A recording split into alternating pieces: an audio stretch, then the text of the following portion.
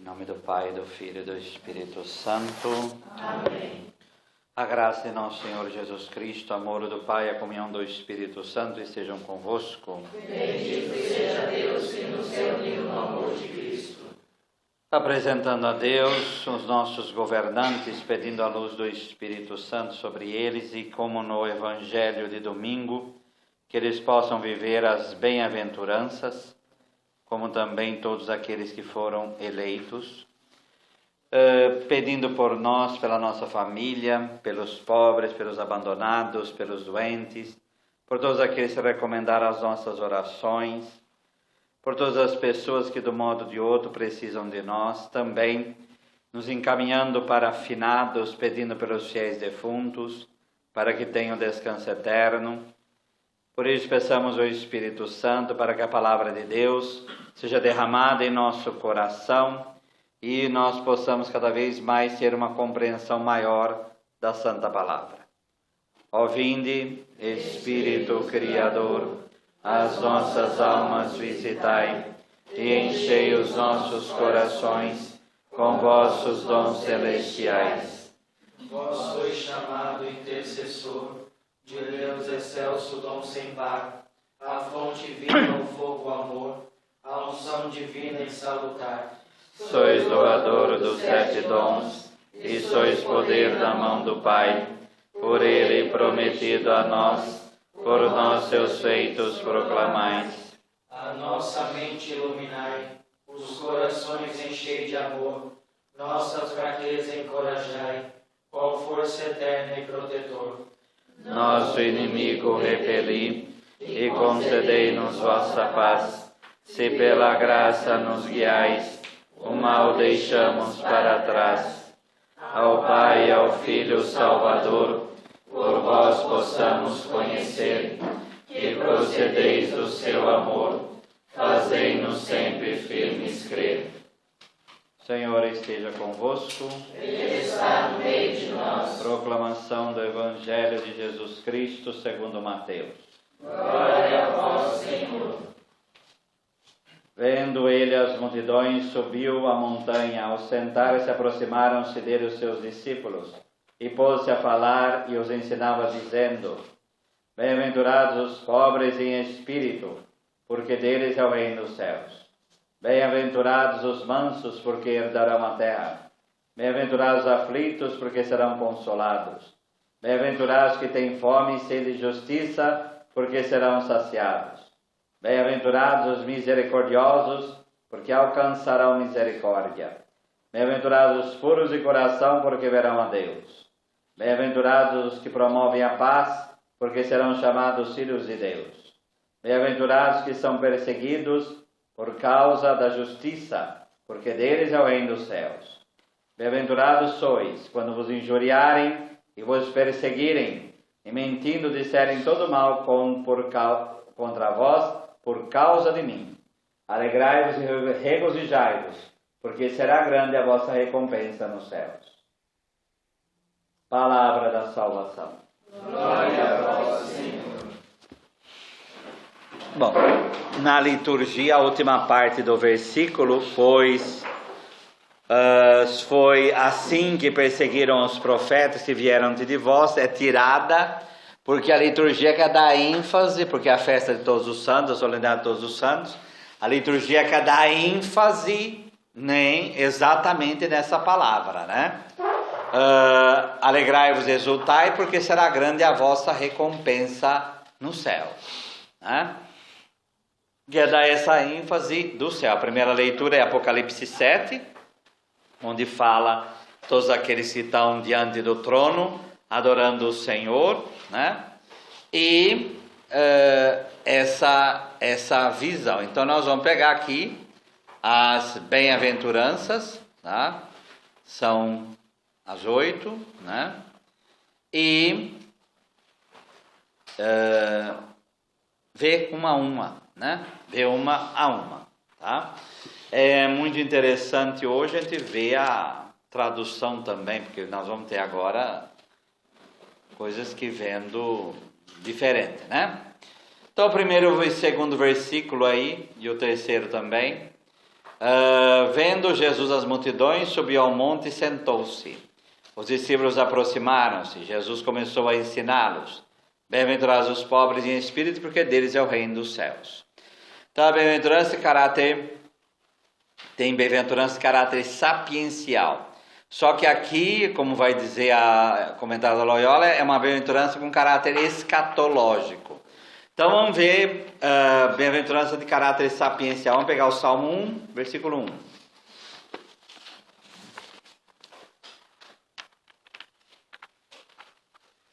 Salmo 1, versículo 1.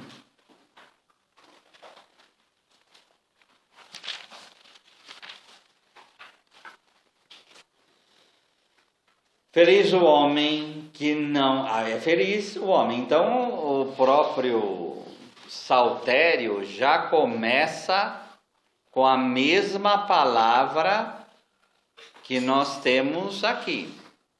Bem-aventurado. Tá? Todo mundo é bem-aventurado ou tem feliz também?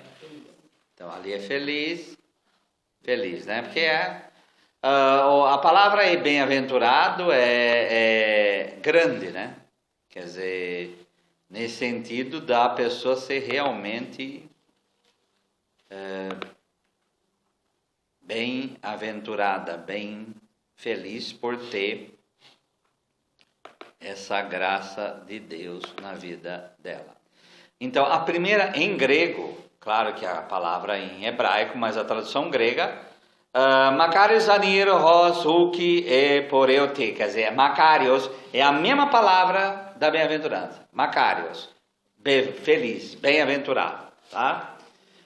E é uma bem-aventurança pelo quê? Feliz o homem que não vai ao conselho dos ímpios, não para no caminho dos pecadores, nem se assenta na roda dos zombadores.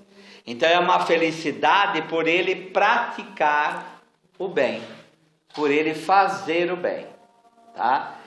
Agora, no caso das bem-aventuranças, bem-aventurados os pobres em espírito, porque deles é o reino dos céus, já está pensando no escatológico, está pensando no futuro.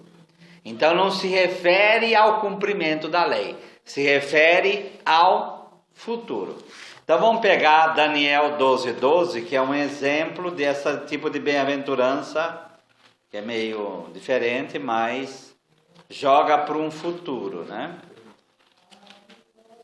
Daniel 12:12.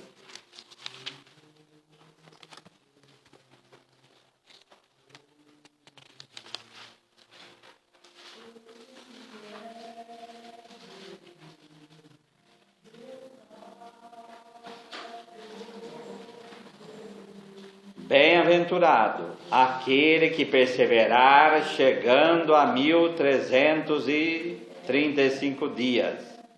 Então, essa coisa aqui é uma profecia, né? Então, bem-aventurado é que chegar lá. Bem-aventurado aquele que atingir essa certa marca aqui, tá?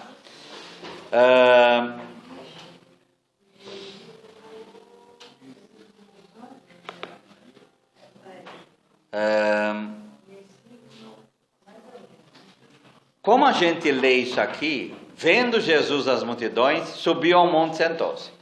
De quem que a gente lembra quando fala isso? Ele subiu ao monte e sentou-se e começou a ensinar. Então, mas a gente lembra de quem além de Jesus aqui? Quem subiu ao monte? Moisés. O fundo é Moisés. O que Moisés faz no monte? Ele recebe a lei. Aqui Jesus, nesse discurso aqui, ele dá a nova lei, que é o capítulo, não é só essas bem-aventuranças, é depois o capítulo 5, 6 e 7. É o sermão da montanha, que é o novo Moisés que sobe, e ele fala as palavras aí de Deus, né? Aí a própria palavra dizendo, né? Como que está a tradução de vocês, os discípulos aproximados? Jesus começou a ensiná-los. Como que está a tradução de vocês? Está assim? Tem alguma coisa diferente? pôs-se a falar e os ensinava dizendo. Tá. Alguém tem alguma coisa diferente? Não. Então, no original, vamos pegar Isaías 53, 7.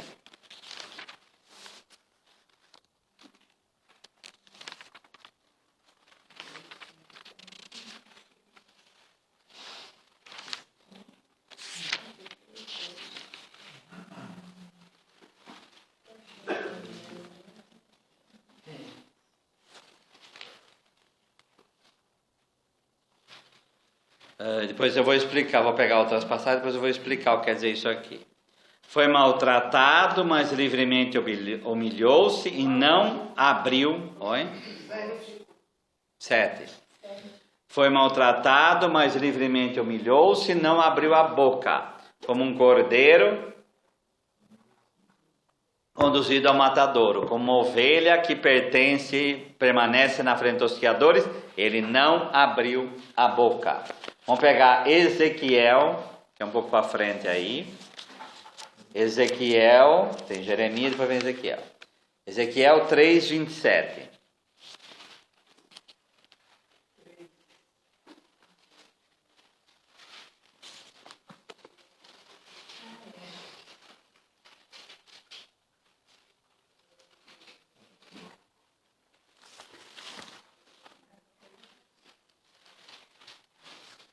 Ezequiel 3, 27. Mas quando eu falar contigo e abrir a tua boca, então lhe dirás, assim diz o Senhor Deus, quem quiser ouvir, ouça, mas quem não quiser ouvir, não ouça, pois são uma casa de rebelde. Aqui na tradução desaparece, mas o original esse Jesus começou a ensiná-los, começou a falar, ele abriu a boca. Qual a importância desse negócio de falar que ele abriu a boca? Jesus é quem? Quem é Jesus? Ele é a palavra. Então, a palavra, João 14, se encarnou e habitou entre nós. E essa palavra que se encarnou e habitou entre nós, ela abriu a boca. Porque lá na Torá, no Pentateuco, vai falar que Moisés falava com Deus face a face e também boca a boca. Né? Quer dizer, essa coisa, e aqui Jesus chama seus discípulos, abre a boca e começa a ensinar. Tá? E aí ele começa. Bem-aventurados os pobres em espírito, porque deles é o reino dos céus. Então, aqueles que são pobres através do espírito, pobre em espírito, aí as traduções são várias, tá? Mas uma coisa que é fundamental para a gente entender o sermão da montanha, e no caso aqui, as bem-aventuranças. O pobre em espírito, ele abre e depois vem o resto depois. Tá?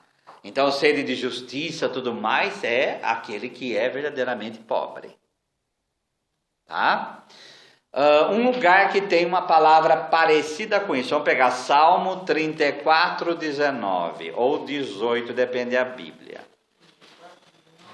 Salmo 34, versículo 19 ou 18.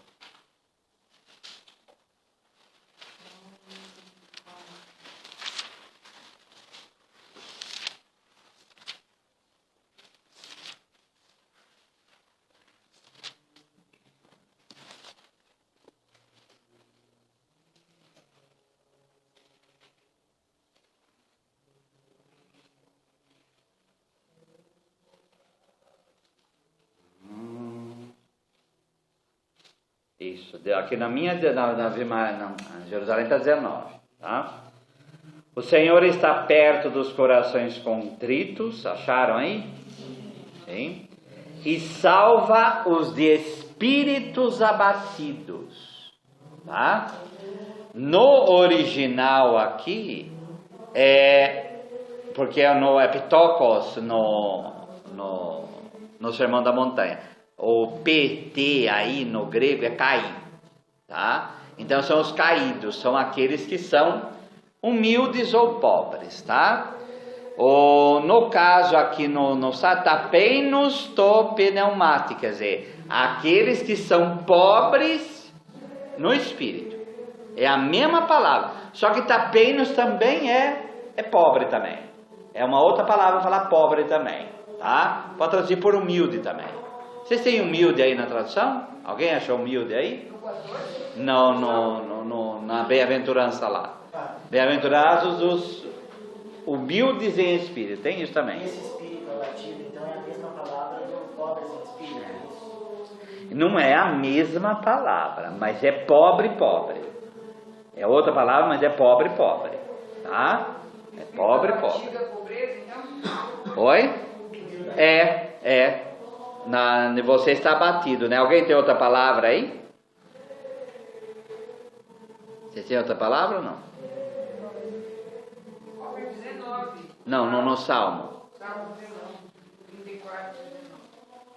Que palavra que vocês têm aí? Espírito o quê?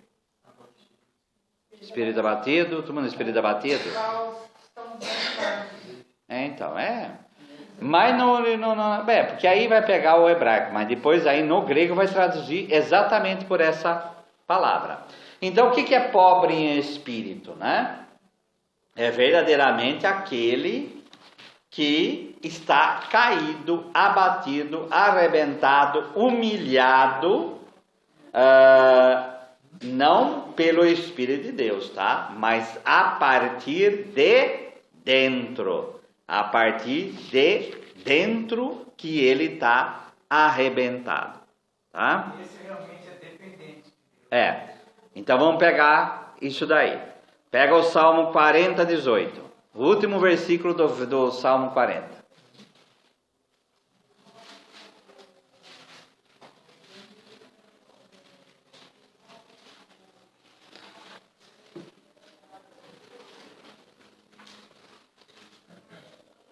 Olha aí como essa definição que o senhor falou aí dessa dependência.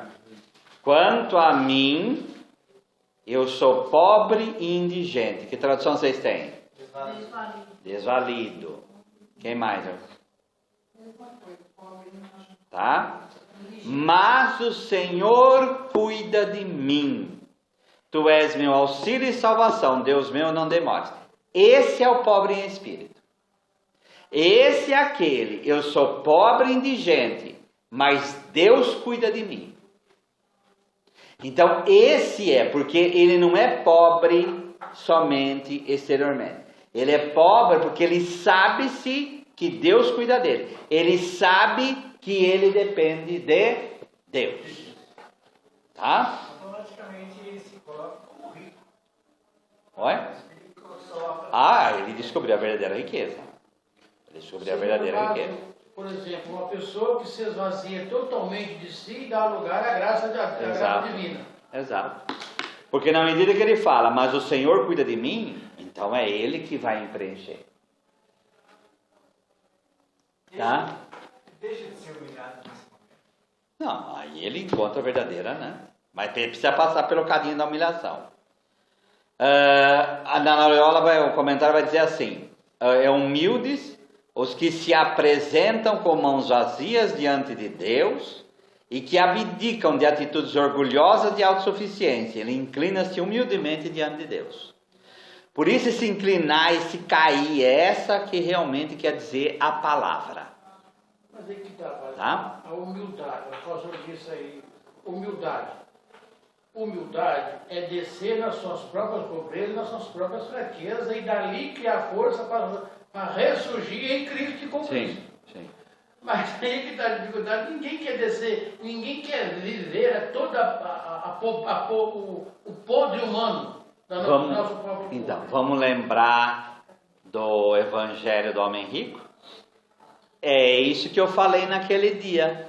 Por isso que os apóstolos se espantaram. Mas se rico não é para entrar nos reinos, então ninguém vai.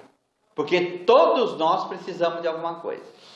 Então, mas Jesus vai falar o quê? Para Deus.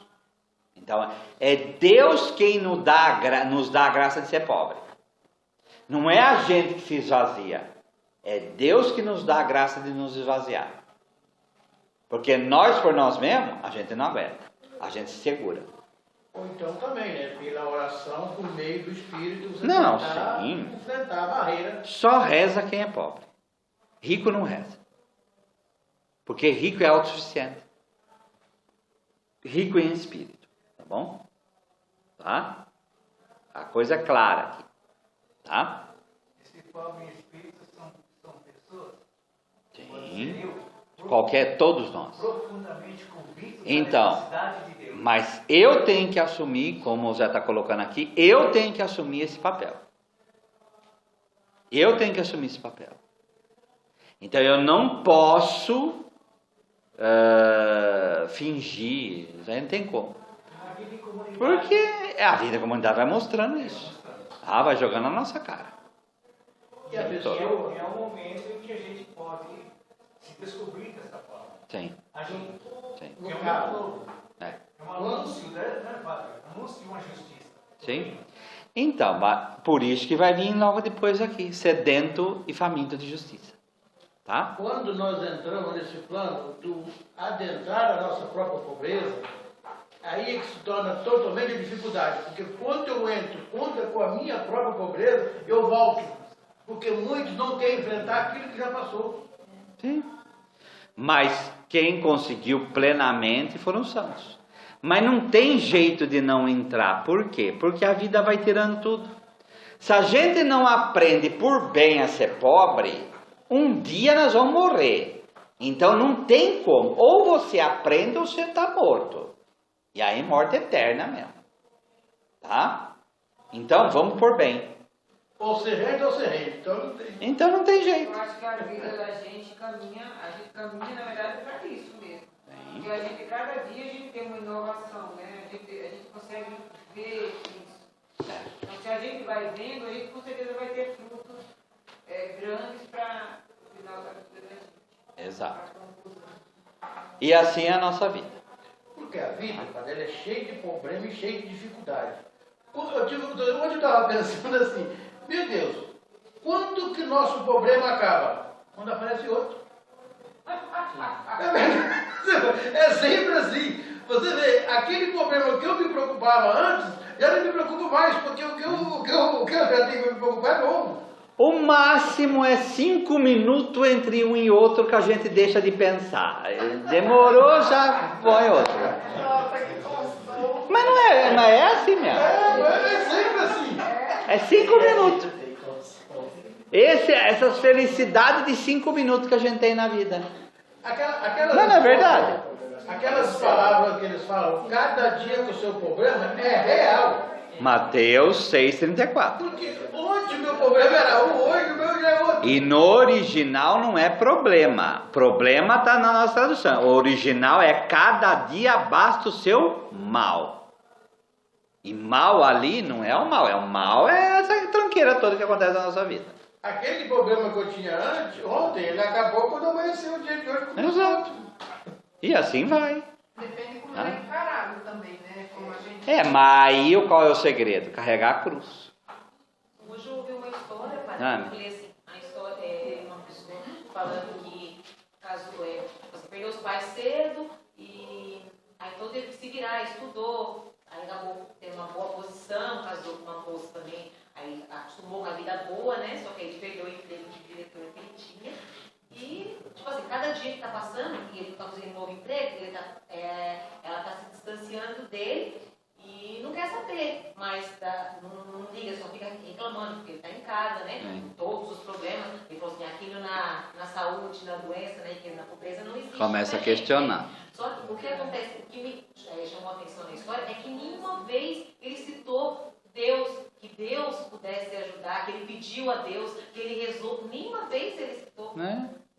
Mas é por isso, é um aprendizado. Ele falou assim, tudo que eu preciso na vida é de um emprego. Aí aquilo ficou martelando na minha cabeça durante muito tempo. É porque a gente está em outro raciocínio, né? Eu falei, nossa, essa que é a questão. Ele não falou em pedir para Deus, não pediu a intercessão de Deus. Então, é essa autossuficiência, como está dito aqui, atitudes orgulhosas de autossuficiência. Né? Eu estava pensando também, Padre, como a gente flutua dentro da palavra, né? Estou pensando aqui que o Sermão da Montanha entre outras coisas, assim, para mim, o resumo do ensinamento de Jesus em relação ao reino. Mateus apresenta dessa forma. Ele apresenta como se fosse assim, o abrir alas mesmo dos ensinamentos de Jesus. É a abertura, tá? que fala, então, é um resumo de tudo que vai vir.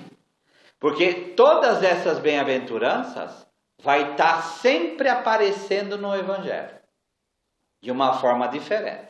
Tá? E ele, ao meu ver também, Padre, Jesus como mestre, ele torce para que nós sejamos dessa forma. Sim. Com essas 8 bem-aventuranças. Sim. O número 8 aponta para alguma coisa, não? Eu acho que não. O número 8 é recriação, né? Pode ser a recriação da lei, quer dizer, o recomeço da lei. Pode ser isso. Moisés, né? Sim. Vamos lá. Bem-aventurados os aflitos, tá? Porque serão consolados. Tá? Então vamos pegar Isaías 61, 1.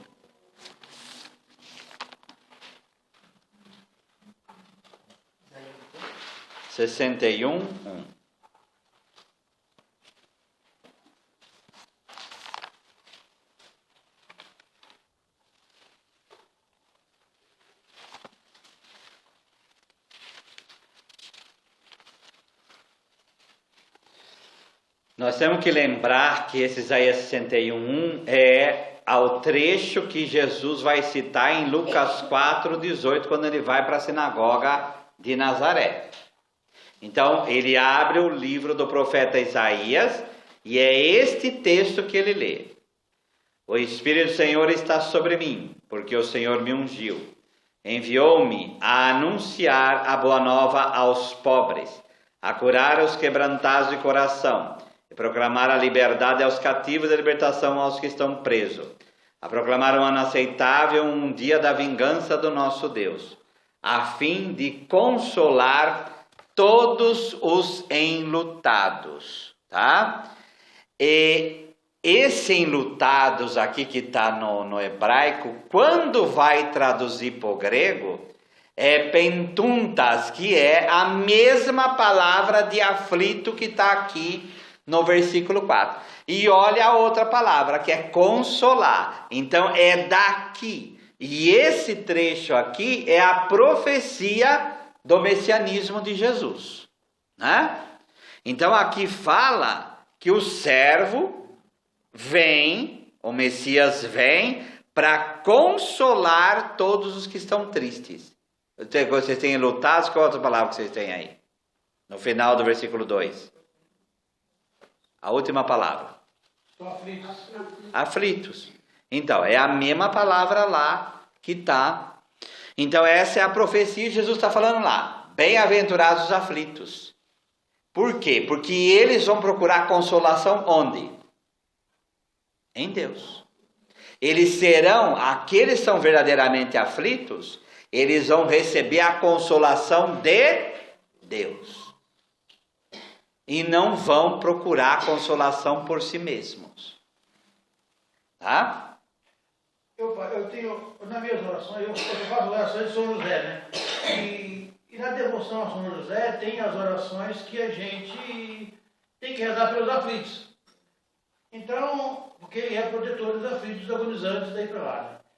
Então, eu estava rezando, hoje eu estava pensando, meu Deus do céu, o quanto esses políticos que eles roubaram, eles não colocaram em aflição os pais de família que querem dar o alimento para os seus filhos, não conseguem por falta de desemprego.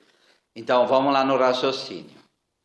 Quem não se sabe aflito e sabe que é Deus quem vai consolar, essa pessoa ela faz o quê?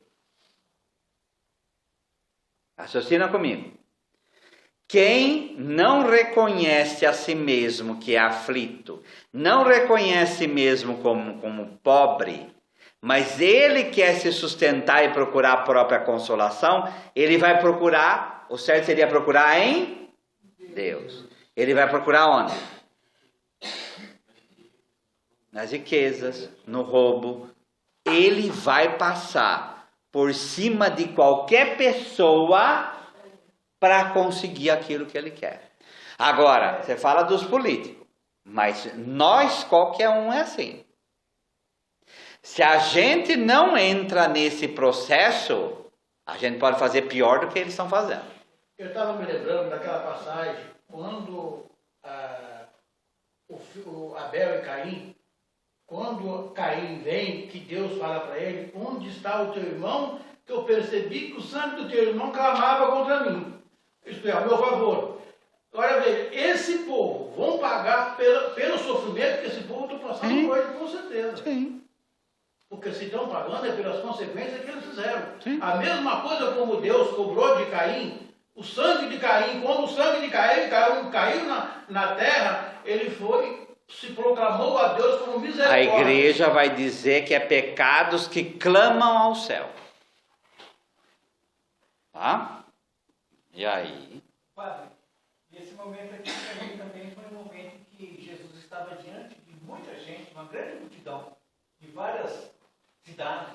Então, mas aqui a gente, é que os evangelistas colocam multidão, mas a gente não sabe o que conceito eles têm de multidão, porque para nós, hoje o Brasil tem os seus 200 e poucos milhões, né?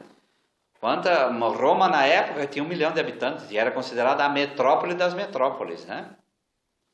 Então, gente, multidão pode ser algo que para nós é um tanto de povo, mas não precisa ser 3 milhões de pessoas na praia de Copacabana no Jornal da Multidão da Juventude.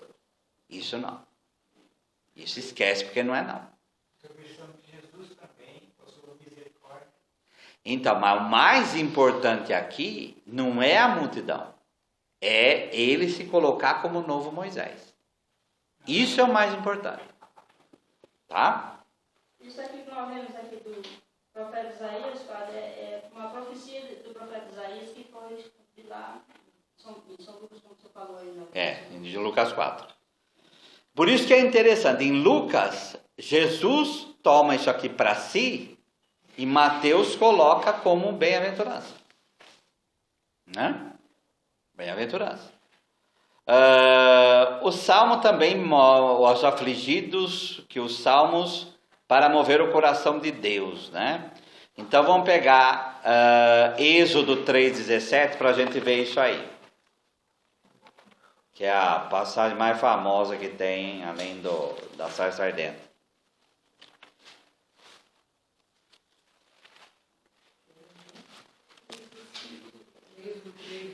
Êxodo 3,17.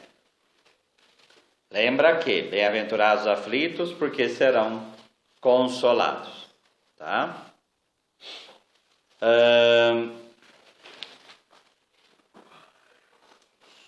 Então eu disse: far-vos-ei subir da aflição do Egito para a terra dos cananeus, dos heteus, dos amorreus, dos ferezeus, dos heveus e dos jebuseus, para uma terra que mana leite e mel. Então Deus intervém para quê? Porque Ele não quer ver o seu povo aflito. Então quem é bem-aventurado que assume isso e sabe que Deus vai intervir e vai transformar aquela realidade. Esse é o pobre em espírito. Esse é o pobre em espírito. Tudo que vem agora vai ser desdobramento do pobre em espírito, viu? Tudo que vem agora vai ser desdobramento. Vamos pegar Isaías 48:10.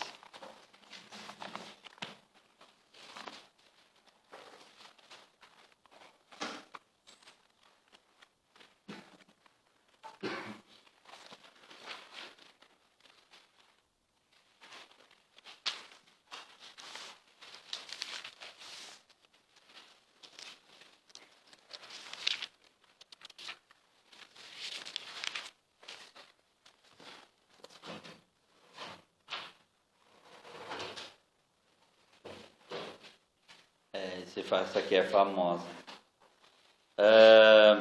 Vê que te comprei, mas não por dinheiro. Escolhi-te quando estavas no cadinho da aflição.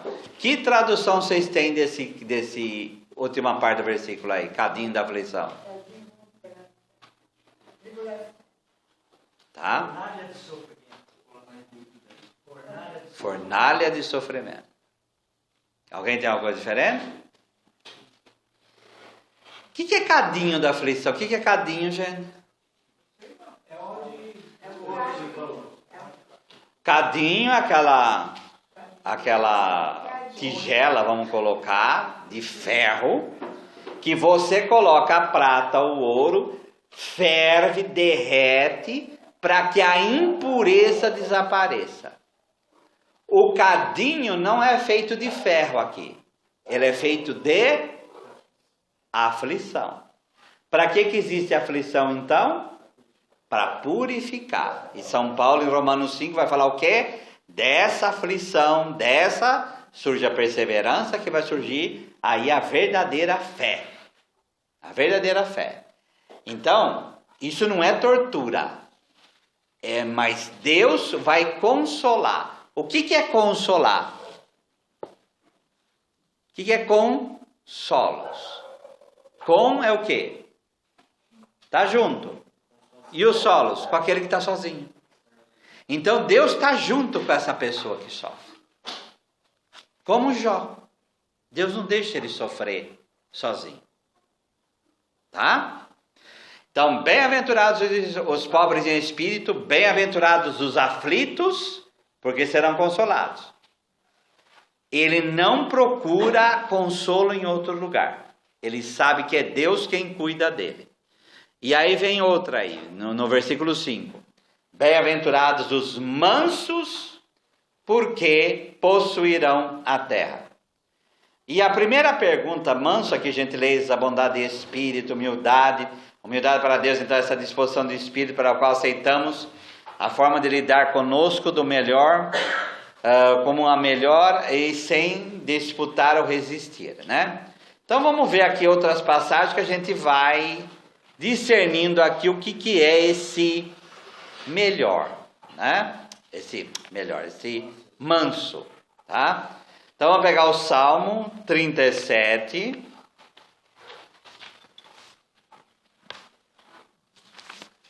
Porque às vezes a gente pega esse manso, manso tem que ser tonto para possuir a terra. Às vezes tem pessoa que interpreta de uma maneira bem estranha, né? Tá? 37:11. Vamos pegar no 10. Mais um pouco e não haverá mais ímpio, buscarás teu lugar e não existirá. Mas os pobres vão possuir a terra e deleitar-se com a paz em abundância. Por que é a mesma coisa? Porque eu não falei que o pobre ele vai se desdobrando nessas... qual que é o versículo? 11. Eu não falo que o pobre ele vai se desdobrando, tá? E quando o grego vai traduzir, que no mínimo é ani, aqui o ave, né? É a mesmíssima palavra. E de praís kleronomisigi, eles herdarão a terra. É os mansos. O grego vai traduzir essa palavra por manso. É os mansos que vão possuir a terra. Tá? Os mansos que vão possuir a terra. Então vamos lá numa outra passagem. É sempre a mesma. Na Bíblia de vocês, gente, pode estar outra palavra. Mas a palavra eu garanto que é a mesma. E agora nós vamos uma que é a mesma, que essa é mais famosa ainda. Mateus 11:29. Mas essa palavra não é a mesma do pobre em espírito. Não, é manso. É manso. Não é manso. Só que no hebraico é pobre. Só que quando o grego foi traduzir, ele traduziu por manso. E aí que é o bonito da história. Qual que é o bonito da história? O grego lê o pobre do hebraico como manso. E aqui nós estamos no Sermão da Montanha, a gente pode muito bem conectar o pobre com o manso. Gente sedento, é tudo pobre. É tudo pobre. Pode ter gente tudo para pobre que dá certo. Tá? E aí Jesus é pobre também. E aqui a prova está aqui. Tá? Tomai sobre vós o meu jugo e aprendei de mim. A gente gosta muito do jugo aqui. E a gente esquece do aprendei de mim. Aprendei de mim, porque eu sou praus. Eu sou manso e humilde de coração. Tá? Esse humilde também pode ser traduzido por pobre? Pode. Todo mundo tem manso e humilde? Tem outra coisa aí? Todo mundo é manso e humilde, né? Agora, o que está acontecendo aqui? É o próprio Jesus que se assume como manso e humilde. Manso é aquele que se submete plenamente a Deus. Esse vai possuir a terra. Tá? Sim. Lembrar que ele chega na pobreza extrema para conseguir a riqueza extrema, que é o próprio céu, para nós, no caso. No mesmo Mateus 21, 5.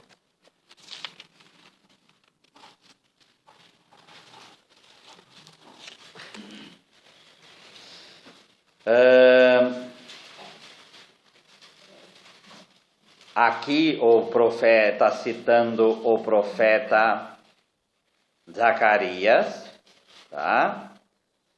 Dizei à filha de Sião, eis que teu rei vem a ti, manso e montado em um jumento, e um jumentinho, filho de uma jumenta.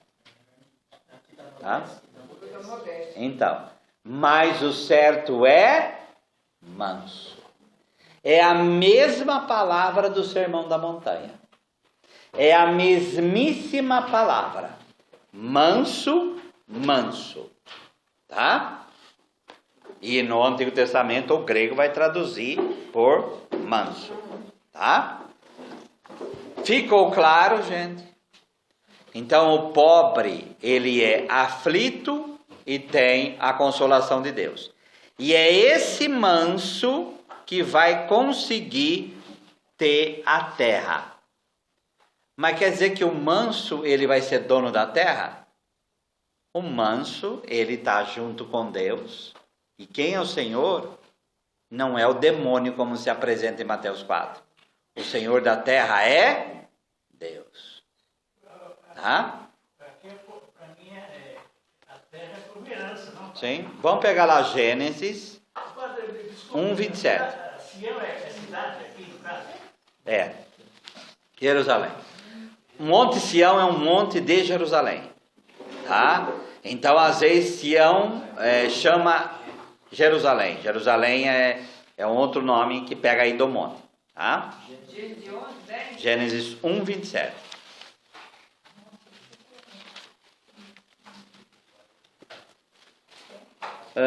Vamos pegar o 26. Deus disse: façamos o homem à nossa imagem como nossa semelhança, e que eles dominem sobre os peixes do mar, as aves do céu, os animais domésticos, todas as feras e todos os répteis que rastejam sobre a terra. Deus criou homem e mulher, a imagem de Deus ele os criou, homem e mulher os criou. Deus criou para quê? Para que eles dominassem, governassem.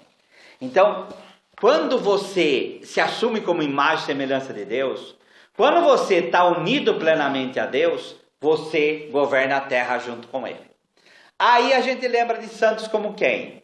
São Francisco de Assis, Santo Antônio de Pádua e outros santos e santas que conseguiam uma dominação sobre a natureza e sobre milagre porque eles estavam plenamente unidos a Deus. Bem-aventurados os mansos, e eles vão possuir a terra. Tá? Eles vão possuir a terra. Versículo 6, lá, vamos voltar lá.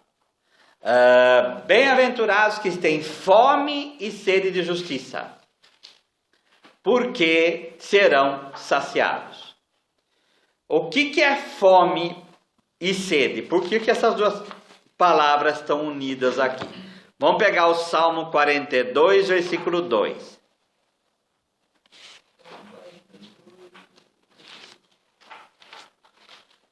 Salmo 42, versículo 2.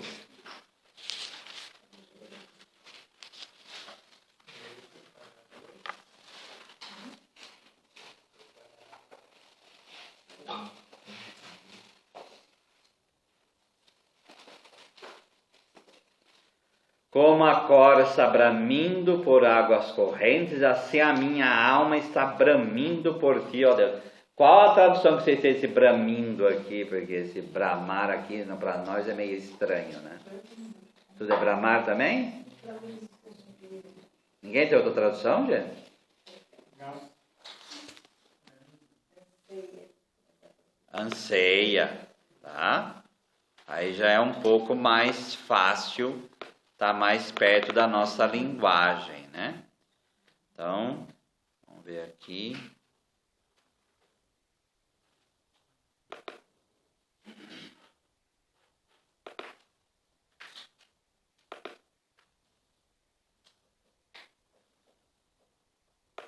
Podia ser que suplica também, Oi? anseia, suplica. Mas aqui porque o que eu quero mostrar aqui? Essa sede é o quê? Esse anseio, sede e fome de justiça é o quê? O que vocês acham que está querendo dizer a Escritura?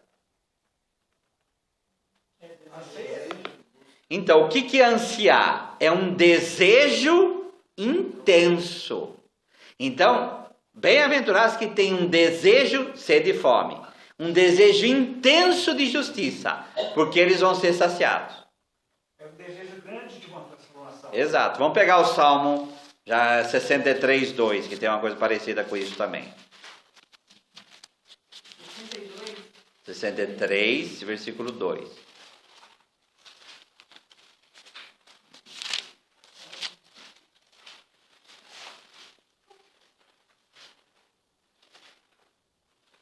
Bom, ó Deus, Tu és o meu Deus, eu te procuro.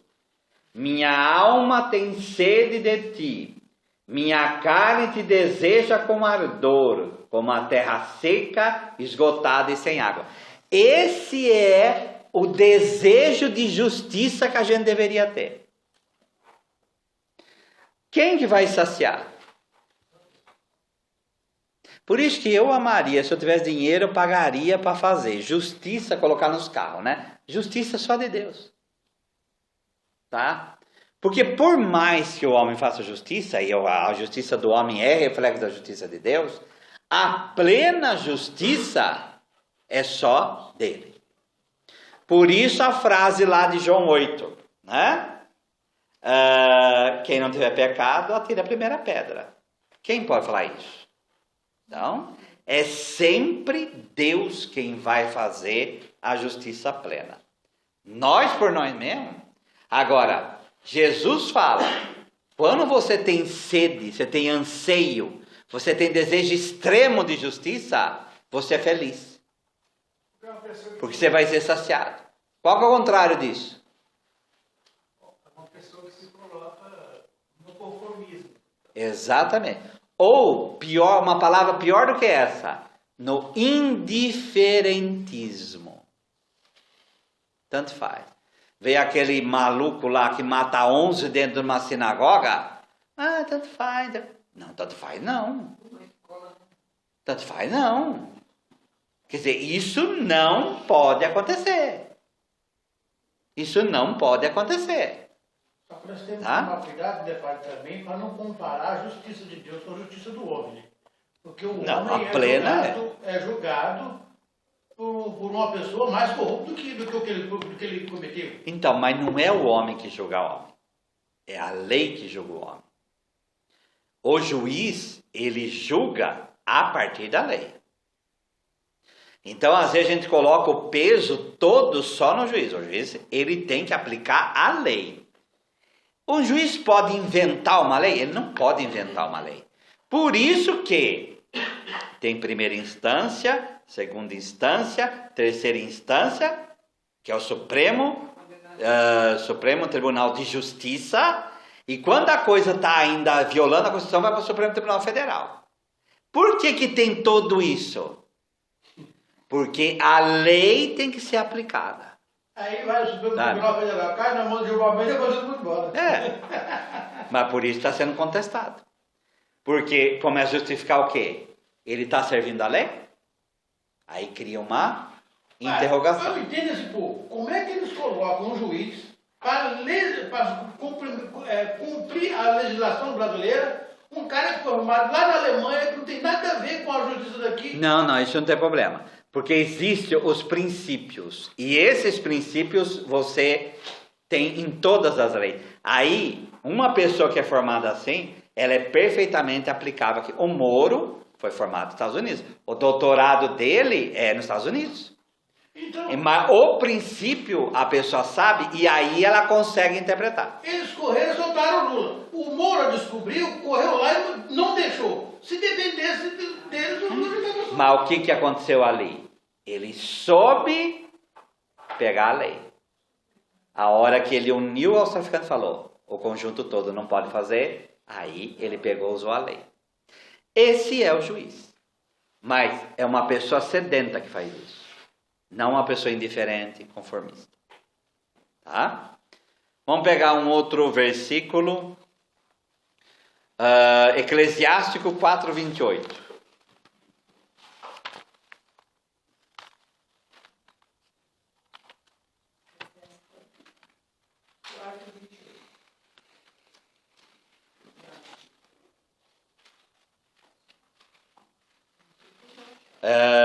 Aqui nós estamos falando a justiça do reinado de Deus, né?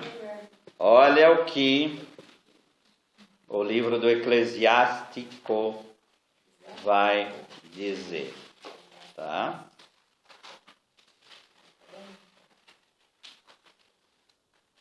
Até a morte luta pela verdade. Vamos falar na nossa língua aqui. Até a morte luta pela justiça. E o Senhor combaterá por ti. Olha que coisa bonita isso aqui. Até a morte luta pela justiça. Aqui está falando, até a morte você vai vencer. Você pode ser um perdedor até a morte. Lutar e cair, lutar e cair, lutar e cair, lutar e cair. Mas o Senhor vai combater por ti. Mesmo entre as derrotas, as dificuldades da vida, quando perde, por exemplo, um processo judicial, a gente confia em Deus, Deus vai encaminhando para chegar na justiça. Tá? Essa é a fé que a gente tem que ter. Aí entra as orações. Não? Tá? Vamos pegar 7 aí, agora o versículo 7, senão não vamos terminar isso aqui. Bem-aventurados os misericordiosos, porque alcançaram a misericórdia, né? Então aqui... Não, agora vamos voltar lá. É sempre assim. Nós estamos pegando versículo por versículo para entender. Agora o 7. Bem-aventurados os misericordiosos, porque alcançarão a misericórdia. Então vamos pegar dentro do próprio Evangelho de Mateus, Mateus 18:33.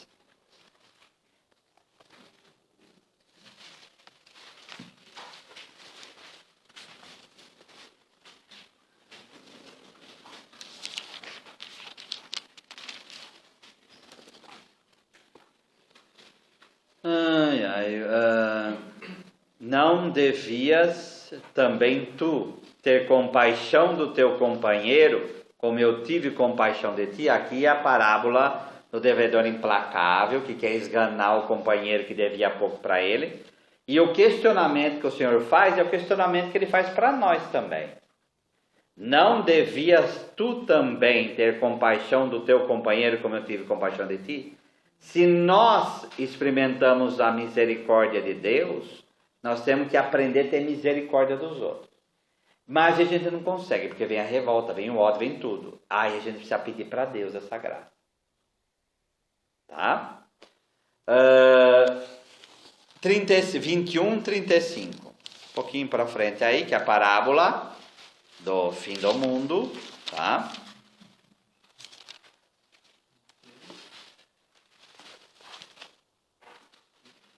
Uh, 35. 21:35, que é dos vinhateiros, né?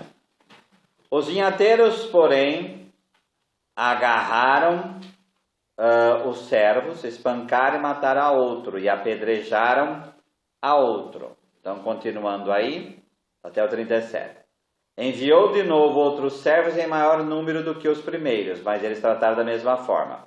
Por fim, enviou-lhe o seu filho, imaginando, irão poupar meu filho. Deus, ele teria esse desejo, tá? Que os homens poupassem o filho dele, tá? Mas não usaram de misericórdia, infelizmente, tá? Vamos pegar Provérbios 14, 21, sobre essa misericórdia aí. Hoje vocês estão indo para tudo quanto é lado, né? Vai virar a Bíblia do avesso aqui hoje. Provérbios 14, 21.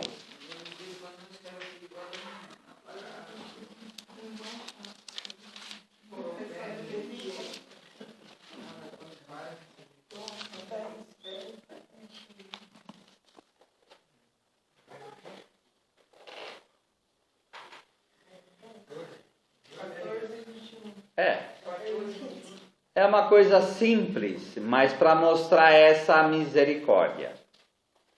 Aquele que despreza o próximo, peca. Feliz, adivinha o que é feliz? Macários, é bem-aventurado.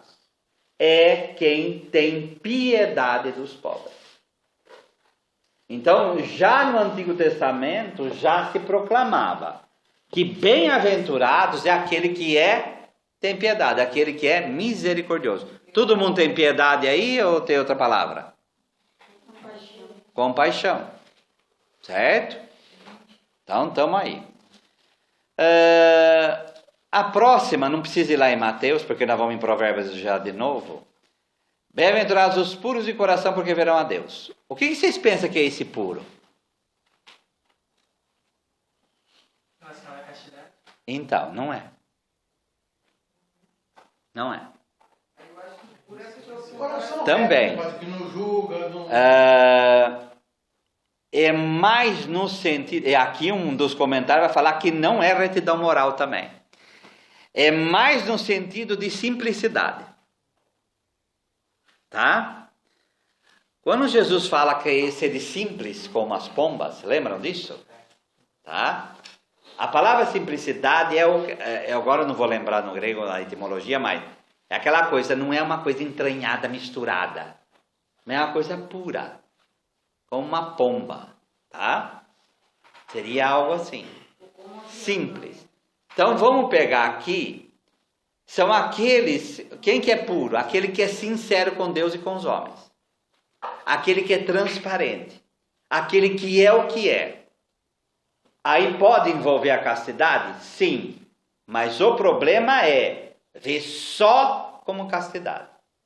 E não é isso. É simples. É a pessoa sincera. É a pessoa verdadeira. Vamos pegar Provérbios 22, 11. Entraria a palavra íntegra? Isso. O íntegro também, mas aqui eu acho que mais é o simples mesmo. O íntegro vai ter em outras passagens que é elogiado também. Mas aqui também. É o puro no sentido também de não ter quebra no coração, né? Oi? Essa simplicidade para Deus é uma coisa fabulosa. Sim. Porque é ele que vai ver a Deus. A pessoa que começa a colocar um monte de coisa dentro de si, ela não vê a Deus. Ela começa a ver as coisas. Tá? Agora, de novo, o pobre tem que ser simples. Você está complicando muita coisa, você já não é mais pobre. Vamos lá. O que ama a pureza de coração e é grácil no falar, terá por amigo o rei. Tá? Vamos pegar Salmo 24, 4. Oi? Provérbios 22, 11. Eu falei. Não. Vamos Salmo 24, 4. É que hoje é muita coisa, hoje está difícil aqui.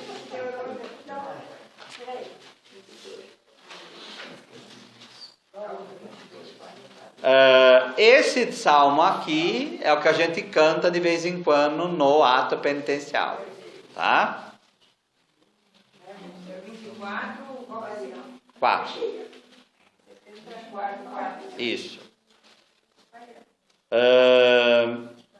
Quem pode subir a montanha do Senhor?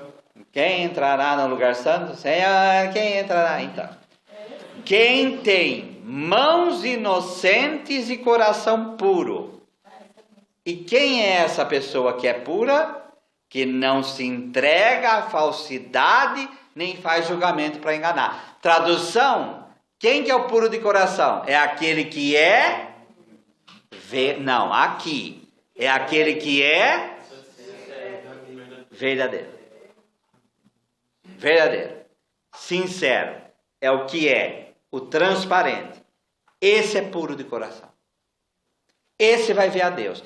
E ele vai ver a Deus, acho que não só no futuro, mas vai ver a Deus aqui já. Ele começa a ver a Deus no meio, porque o olhar dele, ele vê Deus onde a gente não vê.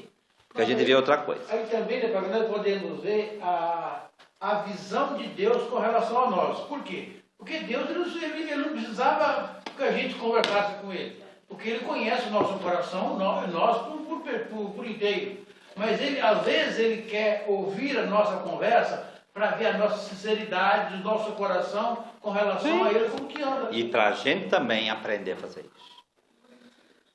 Voltando um pouquinho para trás, Salmo 11, 7.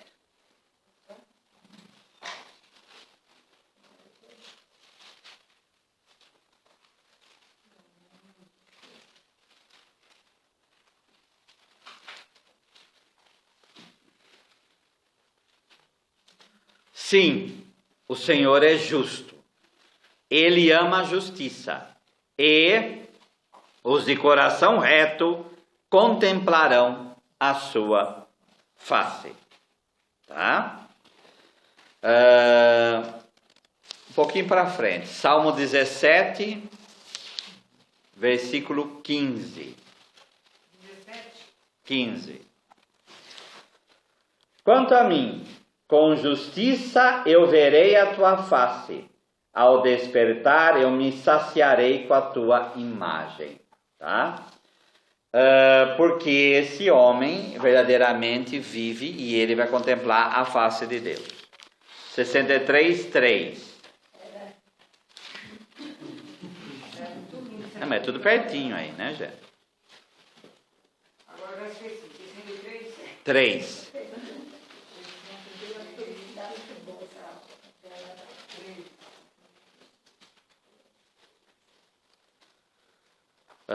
Sim, eu te contemplava no santuário, vendo o teu poder e tua glória. Lembra que eu falei que vai ver, não só no futuro, esse homem vê a glória de Deus onde? No templo.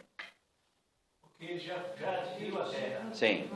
Mas quem é então o puro de coração? É aquele que é verdadeiramente simples, verdadeiramente verdadeiro, veraz, que é transparente. Esse vai ver Deus. Tá? E esse é o pobre. Porque o pobre não fica colocando coisa no lugar de Deus. Tá? Fica aqui ainda, não vai lá na... Fica aqui. Porque nós vamos no Salmo de novo para não dar desespero. Tá? Bem-aventurados os que promovem a paz, porque serão chamados filhos de Deus. 34, 15. 34, 15.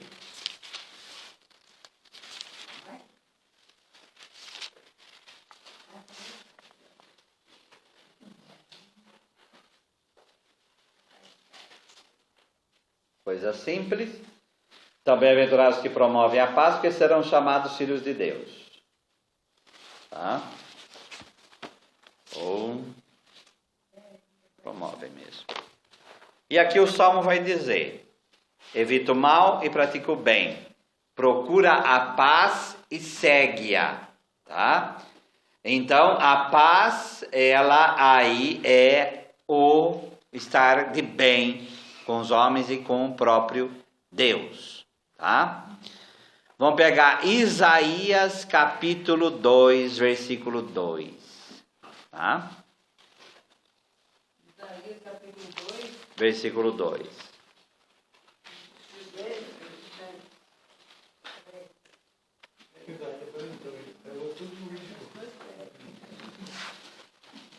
Isaías capítulo 2, versículo 2. Isso daqui é a profecia messiânica. O título da Bíblia de Jerusalém é falar paz perpétua, tá? Dias virão em que o monte da casa do Senhor será estabelecido no mais alto das montanhas e se alçará acima de todos os outeiros, que é bom também. A ele acorrerão todas as nações, muitos povos virão dizendo: vinde, subamos ao monte do Senhor, à casa de Deus de Jacó, para que ele nos instrua a respeito dos seus caminhos, e assim andemos as suas veredas. Com efeito, de Sião sairá a lei, e de Jerusalém a palavra do Senhor. Ele julgará as nações, ele as corrigirá a muitos povos. Eles quebrarão suas espadas, transformando em relhas de arado. E as suas lanças vão fazer podadeiras, vão transformar em instrumento de trabalho. Uma nação não se levantará mais a espada contra outra, e nem se aprenderá mais a fazer a guerra. A casa de Jacó, vinde, andemos à luz do Senhor. Qual que é o sonho de Deus? Como diz Dom Helder Câmara, né? Esse é o sonho de Deus. Que as armas virem instrumentos de trabalho. Oi? Isso. Então, bem-aventurados que promovem a paz, porque eles serão chamados filhos de Deus. O que são filhos de Deus? É um título aí honorífico, né? É um título que é verdadeiramente, serão aqueles bem próximos ao Senhor, tá? Versículo 10, não precisa ficar aí mesmo, tá? Bem-aventurados que são perseguidos por causa da justiça, porque deles é o reino dos céus. Aí perto, para trás aí de Isaías, está o livro da sabedoria. Então vamos pegar lá a sabedoria, capítulo 2.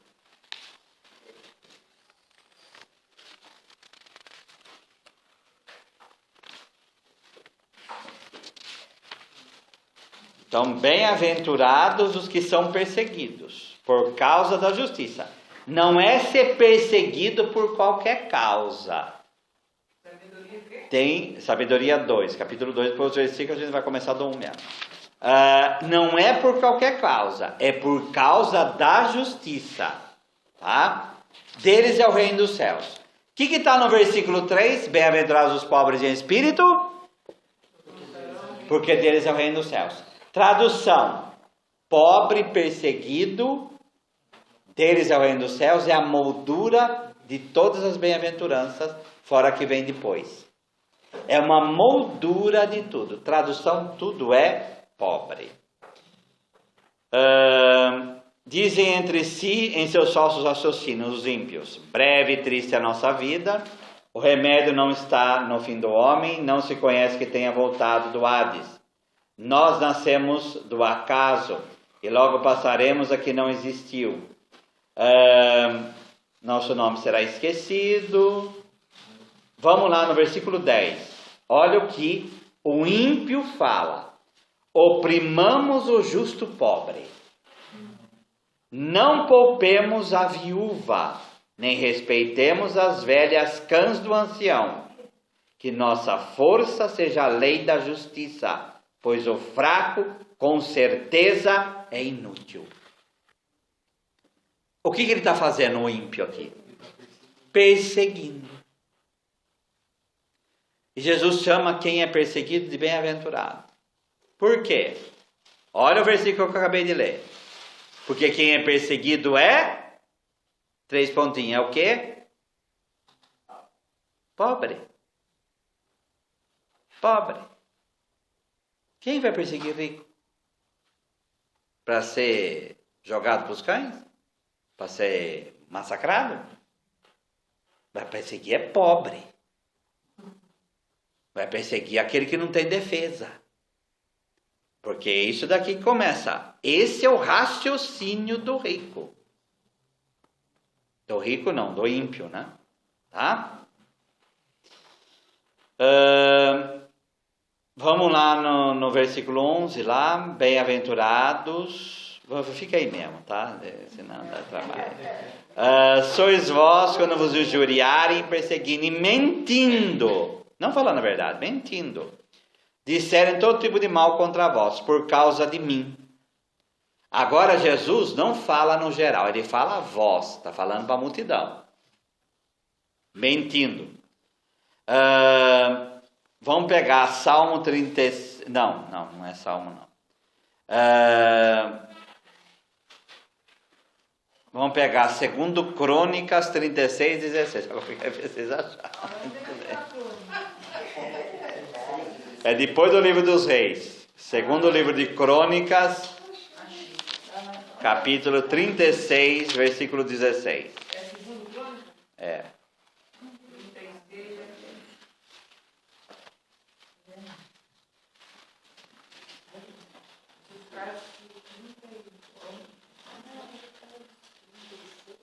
É o final do livro de Crônicas. 36, né? 16.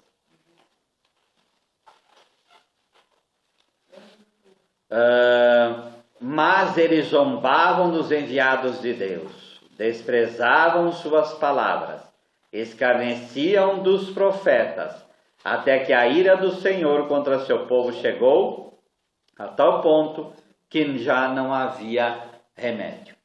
O que ele está falando aqui? A perseguição daqueles que são justos, tá? Daqueles que são os profetas, daqueles que falam em nome de Deus, tá? Vamos lá na 1 Pedro, capítulo 4, versículo 4.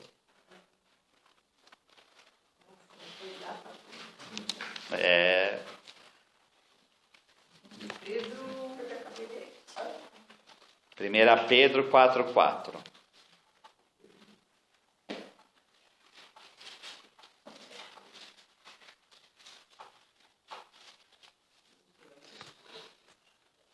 Aqui é um ambiente também de perseguição.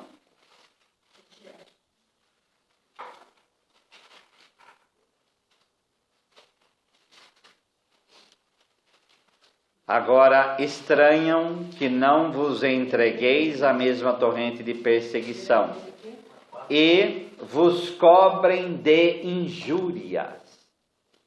Então o que são, a carta de Pedro está falando? Que cobrem aqueles que são cristãos de injúrias. Tá? E isso fazer o quê? Faz parte da vida. Certo?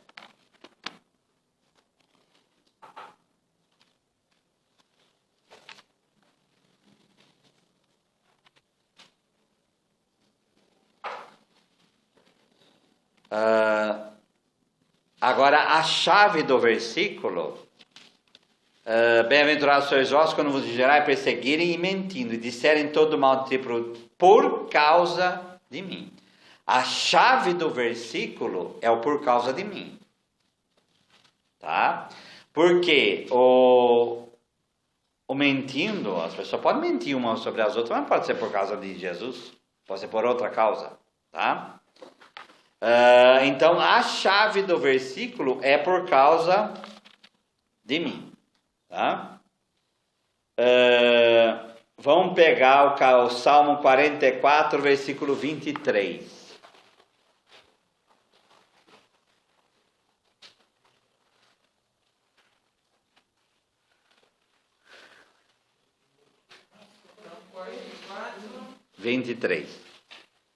E aí com esse a gente encerra.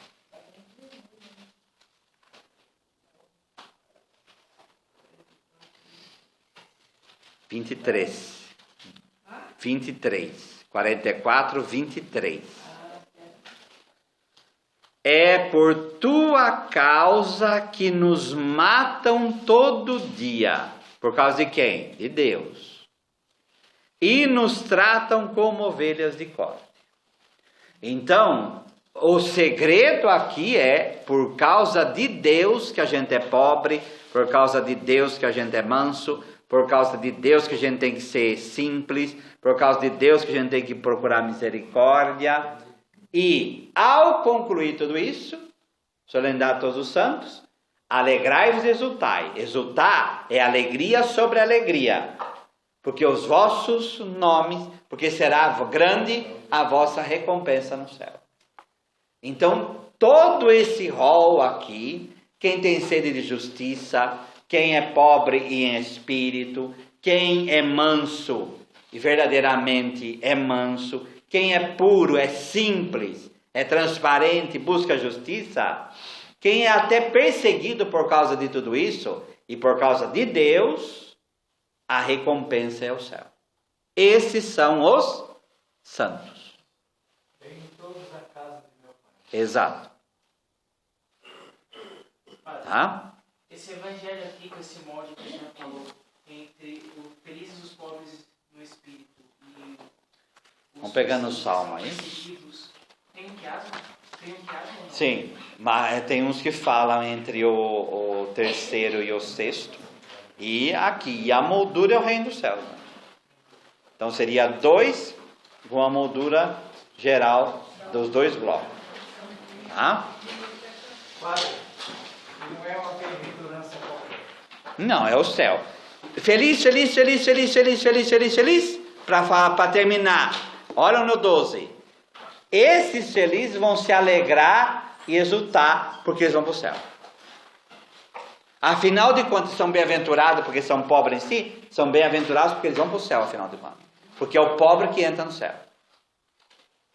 Tá? Isso conta para dom de cada pessoa? Sim. E, afinal de contas, até para a vocação de cada pessoa. Porque nós nascemos para isso. Né? Ninguém nasceu para ir para o inferno. Aí a gente lembra do batismo também. Sim. Que nos ajuda com a graça para isso. Admiráveis são os teus testemunhos, por isso a minha alma os observa. A revelação das tuas palavras esclarece e dá entendimento aos simples. Abro a boca e aspiro, porque anelo os teus mandamentos. Volta-te para mim e tem piedade de mim, segundo costumas fazer aos que amam teu nome. Firma os meus passos na tua palavra, e não me domine iniquidade alguma. Livra-me da opressão do homem, e guardarei os teus preceitos. Faze resplandecer o rosto sobre o teu servo, e ensina-me os teus decretos. Torrentes de água nascem de meus olhos, porque os homens não guardam a tua lei. Glória ao Pai, ao Filho e ao Espírito Santo. Como era no princípio, agora e sempre. Amém. Rezemos com amor e confiança a oração que o Senhor Jesus nos ensinou. Pai nosso que estais nos céus, santificado seja o vosso nome. Venha a nós o vosso reino. Seja feita a vossa vontade, assim na terra como no céu. O pão nosso de cada dia nos dai hoje. Perdoai-nos as nossas ofensas, assim como nós perdoamos a quem nos tem ofendido. E não nos deixeis cair em tentação, mas livrai-nos do mal. Nós damos graças, Senhor, por todos os vossos benefícios. Vós que viveis e reinais pelos séculos dos séculos. Amém. Nossa Senhora Divina Revelação, Rogai por nós. São Jerônimo, Rogai por nós. o Senhor esteja convosco. Ele está no meio de nós. Abençoe-vos Deus Todo-Poderoso, Pai e Filho e Espírito Santo. Amém. Em paz que o Senhor vos acompanhe. Graças a Deus.